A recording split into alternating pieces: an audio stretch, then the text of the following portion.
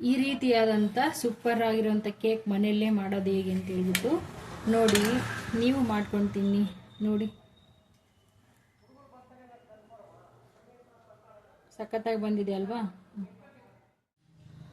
Mango cake ಮಾಡೋದಕ್ಕೆ ಬೇಕಾಗಿರುವಂಥ ಸಾಮಗ್ರಿಗಳು ಮುಖ್ಯವಾಗಿ ಮಾವಿನ ಹಣ್ಣು, ಇದು 1.5 ಹಣ್ಣಷ್ಟಿದೆ, ಪಲ್ಪ್ ಮಾತ್ರ ತೊಗೊಂಡಿದ್ದೀನಿ.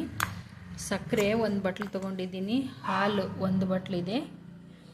ರವೆ 2 ಬಟ್ಲು ತೊಗೊಂಡಿದ್ದೀನಿ, 1-2 ಬಟ್ಲು. ಏಲಕ್ಕಿ ಕಾಯಿನ ಬಿಡಿಸಿ ಈ ಥರ ತೊಗೊಂಡಿದ್ದೀನಿ, ಸಿಪ್ಪೆ ತೊಗೊಂಡಿಲ್ಲ. ಆಯಿಲ್ ಆಪ್ಷನಲ್ಲು, ನಾನು 2 ಟೇಬಲ್ ಸ್ಪೂನ್ ತೊಗೊಂಡಿದ್ದೀನಿ ಎಣ್ಣೆ ಅಷ್ಟೇ. ಇದು ಡೆಕೋರೇಷನ್ ಮಾಡೋಕ್ಕೆ, ಡೆಕೋರೇಟಿಗೆ ಬಾದಾಮಿ ಚಿಕ್ಕದಾಗಿ ಕಟ್ ಮಾಡಿಕೊಂಡು ಮೇಲ್ಗಡೆ ಸ್ಪ್ರಿಂಕಲ್ ಮಾಡೋಕ್ಕೆ ಇಷ್ಟು ತೊಗೊಂಡಿದ್ದೀನಿ. 1 ಈನೋ ತೊಗೊತೀನಿ, 1 ಪ್ಯಾಕೆಟ್ ಈನೋ, ಆಮೇಲೆ ಅಡುಗೆ ಸೋಡಾ ತೊಗೊಂಡಿದ್ದೀನಿ. ಇದು ಯಾವ ಥರ ಹಾಕೋದು ಹೇಳ್ತೀನಿ ಆಮೇಲೆ. ಮೊದಲಿಗೆ ನೋಡಿ 2 ಬಟ್ಲು ರವೆ ಇದೆಯಲ್ಲ, ಇದು ಜಾರ್ಗೆ ಹಾಕ್ಕೊಂಡ್ಬಿಡ್ತೀನಿ, ಮಿಕ್ಸಿ ಜಾರ್ಗೆ ಹಾಕ್ಕೊಳ್ತಾ ಇದ್ದೀನಿ. ಆನಂತರ ಸಕ್ಕರೆ ಕೂಡ ಹಾಕ್ಕೊಳ್ತಾ ಇದ್ದೀನಿ. ಇದನ್ನು ಸ್ವಲ್ಪ ಫೈನಾಗಿ ಪೌಡ್ರ್ ಆದ ನಂತರ ಹಾಲು, ಮ್ಯಾಂಗೋ ಪಲ್ಪ್ ಹಾಕ್ಕೊಳ್ತೀನಿ. ನೋಡಿ ನಾನು ಈ ರೀತಿ ಫೈನಾಗಿ ಪೌಡ್ರ್ ಮಾಡ್ಕೊಂಡಿದ್ದೀನಿ. ಇದು ರವೆ ಏನಿದೆಯಲ್ವಾ, ನಾನು ಚಿರೋಟಿ ಸೂಜಿ ತೊಗೊಂಡಿದ್ದೀನಿ, ಚಿರೋಟಿ ರವೆ ಹೋಳಿಗೆ ಮಾಡ್ತಾರಲ್ವ ಹೋಗ್ಬಿಟ್ಟು ಆ ರವೆ ತೊಗೊಂಡಿದ್ದೀನಿ. ನೀವು ಬಾಂಬೆ ರವೆ ಬರುತ್ತಲ್ವ, ಅದು ಬೇಕಾದರೂ ತೊಗೋಬೋದು, ತೊಂದರೆ ಏನಿಲ್ಲ. ಮಿಕ್ಸಿಗೆ ಹಾಕ್ಕೊತೀವಲ್ವ, ಏನು ಸಣ್ಣಾಗಿ ಆಗುತ್ತೆ, ನೈಸ್ ಆಗುತ್ತೆ, ಪರವಾಗಿಲ್ಲ, ಅದನ್ನು ತೊಗೋಬೋದು. ಇವಾಗ ಆಯಿಲ್ ಹಾಕ್ಕೊಳ್ತಾ ಇದ್ದೀನಿ. ಇದೊಂದು 2 ಟೇಬಲ್ ಸ್ಪೂನ್ ಅಷ್ಟಿದೆ, ಆಪ್ಷನಲ್ಲಿ ಬೇಕಾದ್ರೆ ಹಾಕ್ಕೋಬೋದು, ಇಲ್ಲ ಅಂದ್ರಿಲ್ಲ. ಆಯಿಲ್ ಹಾಕಿದರೆ ಕೇಕ್ ಚೆನ್ನಾಗಿ ಬರುತ್ತೆ, ಅದಕ್ಕೋಸ್ಕರ ಹಾಕ್ಕೊಳ್ತಾ ಇದ್ದೀನಿ.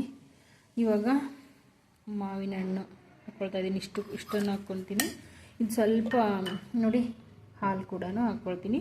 ಹಾಲು ನೋಡಿ ಹಾಕ್ಕೊಳ್ತೀನಿ, ಸ್ವಲ್ಪ ಅರ್ಧ ಹಾಕ್ಕೊಳ್ತೀನಿ ಇವಾಗ. ಆಮೇಲೆ ಕನ್ಸಿಸ್ಟೆನ್ಸಿ ನೋಡಿಬಿಟ್ಟು ಇನ್ನಷ್ಟು ಬೇಕಾದರೆ ಹಾಕಿ ಮಿಕ್ಸ್ ಮಾಡ್ಕೊಳ್ತೀನಿ. ಇವಾಗ ಇದನ್ನು ನೀಟಾಗಿ ಮಿಕ್ಸ್ ಮಾಡ್ಕೊಂಬರ್ಬೇಕು. ನೋಡೋಣ, ಇವಾಗ ಈ ಕನ್ಸಿಸ್ಟೆನ್ಸಿಲೇ ನೋಡಿ ಈ ರೀತಿ ಆಗಿದೆ. ಇದನ್ನು ಸ್ವಲ್ಪ ನೆನೆಯೋಕ್ಕೆ ಬಿಡಬೇಕು. ಒಂದು ಪಾತ್ರೆಯಲ್ಲಿ ಹಾಕಿ ನೆನೆಯೋಕ್ಕೆ ಬಿಡ್ತೀನಿ ನಾನು. ಇನ್ನು ಸ್ವಲ್ಪ ಹಾಲು ಹಾಕ್ತೀನಿ ಇದಕ್ಕೆ, ಯಾಕೆಂದರೆ ರವೆ ಅಲ್ವಾ, ನೆಂದು ಗಟ್ಟಿ ಆಗುತ್ತೆ ಆಮೇಲೆ, ಅದಕ್ಕೋಸ್ಕರ ಒಂದು ಸ್ವಲ್ಪ ಹಾಲು ಹಾಕ್ಕೊಳ್ತೀನಿ. ಮಿಕ್ಸಿ ಮಾಡಿರೋದನ್ನೆಲ್ಲ ಒಂದು ಪಾತ್ರೆಗೆ ಹಾಕ್ಕೊಳ್ತಾ ಇದ್ದೀನಿ. ಈ ಕನ್ಸಿಸ್ಟೆನ್ಸಿಲಿ ಇದೆ, ಇದಕ್ಕೆ ಇನ್ನು ಸ್ವಲ್ಪ ಹಾಲು ಹಾಕ್ಕೊಳ್ತೀನಿ. ಇದು ಚಿರೋಟಿ ಸೂಜಿ, ಇದಕ್ಕೆ ತುಂಬ ತೆಳು, ಒಂದು 5 ನಿಮಿಷ ನೆನೆಡ್ಬೇಕು. ಇದನ್ನ ಸಾಕು, 5 ನಿಮಿಷ ನೆಂದರೆ. ಬಾಂಬೆ ರವೆ ತೊಗೊಂಡ್ರೆ ನೀವು 10 ನಿಮಿಷ ನೆನೆಯೋದಕ್ಕೆ ಬಿಡಿ, ಯಾಕೆಂದರೆ ಬಾಂಬೆ ರವೆ ಸ್ವಲ್ಪ ದಪ್ಪ ಇರುತ್ತಲ್ವ, ಅದಕ್ಕೆ. ಇದಕ್ಕೆ ನಾನು 1 ಚಿಟಿಕೆ ಉಪ್ಪು ಹಾಕ್ಕೊಳ್ತಾ ಇದ್ದೀನಿ, ಅರ್ಧ ಸ್ಪೂನಷ್ಟು ಅಡುಗೆ ಸೋಡಾ ಹಾಕ್ಕೊಳ್ತಾ ಇದ್ದೀನಿ, 1 ಪ್ಯಾಕೆಟ್ ಪೂರ್ತಿ ಈನೋ ಹಾಕ್ಕೊಳ್ತಾ ಇದ್ದೀನಿ. ಇನ್ನು ಉಳಿದಿರುವಂಥ ಹಾಲು ಕೂಡ ಹಾಕ್ಕೊಳ್ತಾ ಇದ್ದೀನಿ. ನೋಡಿಕೊಂಡು ಹಾಲು ಜಾಸ್ತಿ ಬೇಕಾದರೆ ಹಾಕ್ಕೊಳ್ಳಿ, ಪರವಾಗಿಲ್ಲ. ನೋಡಿ ಈನೋ ತನ್ನ ಕೆಲಸನ ಸ್ಟಾರ್ಟ್ ಮಾಡಿದೆ ಆಲ್ರೆಡಿ. ನೋಡಿ ಇದನ್ನು ಇವಾಗ ನೀಟಾಗಿ ಮಿಕ್ಸ್ ಮಾಡ್ಕೊಳ್ಬೇಕು. ಈ ಥರ ಎಲ್ಲನೂ ಚೆನ್ನಾಗಿ ಮಿಕ್ಸ್ ಆಗೋ ಥರ ಒಂದೇ ಆ್ಯಂಗಲಲ್ಲಿ ಮಿಕ್ಸ್ ಮಾಡ್ಕೋಬೇಕು, ಉಲ್ಟಾ ಸೀದಾ ಮಾಡೋಂಗಿಲ್ಲ, ಒಂದೇ ಆ್ಯಂಗಲಲ್ಲಿ ಮಿಕ್ಸ್ ಮಾಡ್ಕೊಳ್ಬೇಕು ಈ ಥರ. ಇದನ್ನು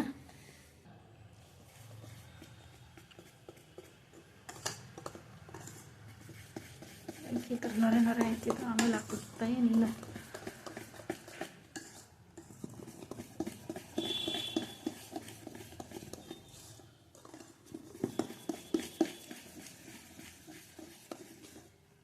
ನೋಡಿ ಈ ಕನ್ಸಿಸ್ಟೆನ್ಸಿ ಇರಬೇಕು.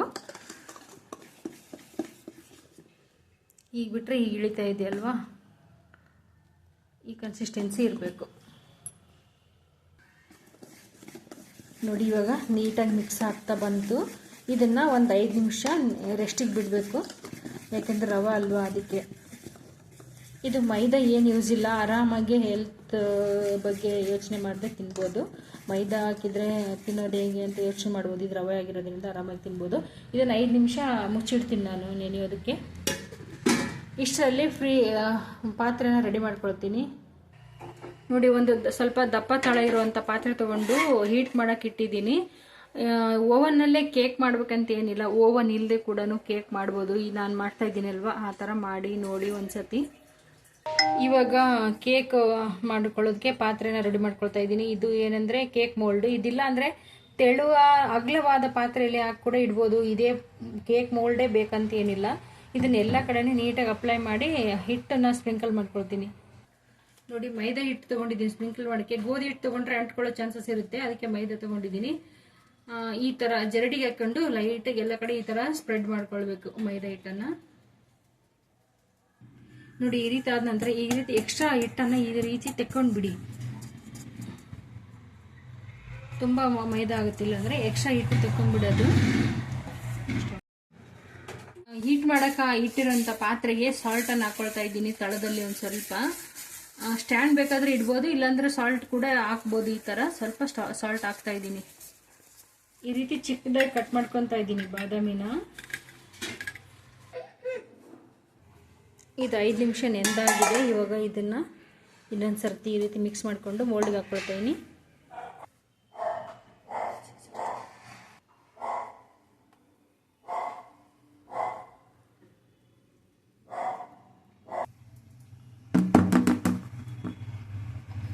ಇವಾಗ ಕಟ್ ಮಾಡ್ಕೊಂಡಿರುವಂಥ ಬಾದಾಮಿನ ಮೇಲ್ಗಡೆ ಈ ಥರ ಹಾಕ್ಕೊಳ್ತೀನಿ.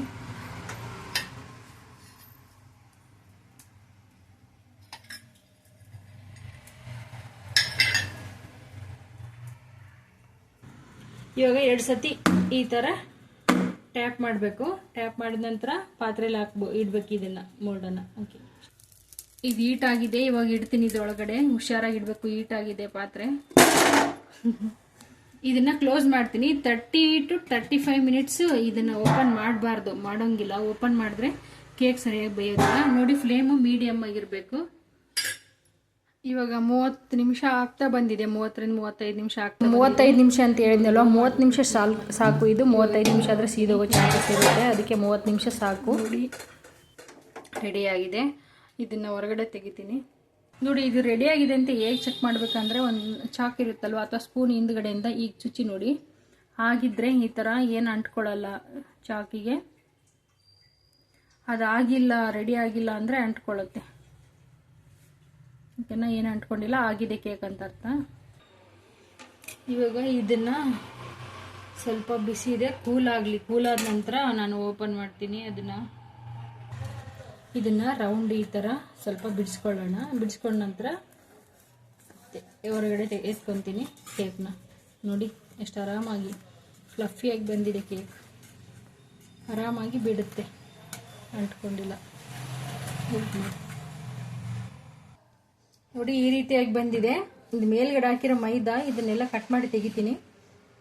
ಸ್ವಲ್ಪ 1-2 ನಿಮಿಷ ಬೇಗನೆ ತೆಗೀರಿ, ಓಕೆನಾ? ನೋಡಿ, ಈ ಥರ ಅಂತ ಇದ್ರೆ ನೋಡಿ ಹೆಂಗೆ ಬರುತ್ತೆ ನೋಡಿ. ಮೈದಾ ಎಲ್ಲ ಮೇಲ್ಗಡೆ ಬರುತ್ತೆ ನೋಡಿ. ತೆಗ್ಬಿಡ್ಬೋದು ಇದನ್ನೆಲ್ಲ.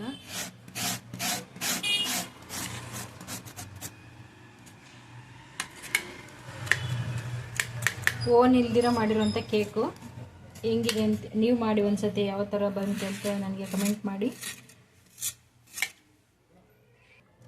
ನೋಡಿ, ಫೈನಲ್ ಆಗಿ ಈ ರೀತಿ ಬಂದಿದೆ ಕೇಕು. ಈ ರೀತಿಯಾಗಿ ಮ್ಯಾಂಗೋ ಕೇಕ್ ಸೀಸನಲ್ಲಿ ಮಾಡಬೇಕಾದಂತಹ ಮ್ಯಾಂಗೋ ಸೀಸನಲ್ಲಿ ಮಾಡಿ ನೋಡಿ, ಚೆನ್ನಾಗಿರುತ್ತೆ ಟೇಸ್ಟ್. ಯಾವಾಗಲೂ ಒಂದೇ ಥರ ತಿನ್ನೋದಕ್ಕಿಂತ ಈ ಥರ ಸೀಸನಲ್ಲಿ ಬಂದಾಗ ಮಾಡಿ ನೋಡಿ, ತಿನ್ನಿ.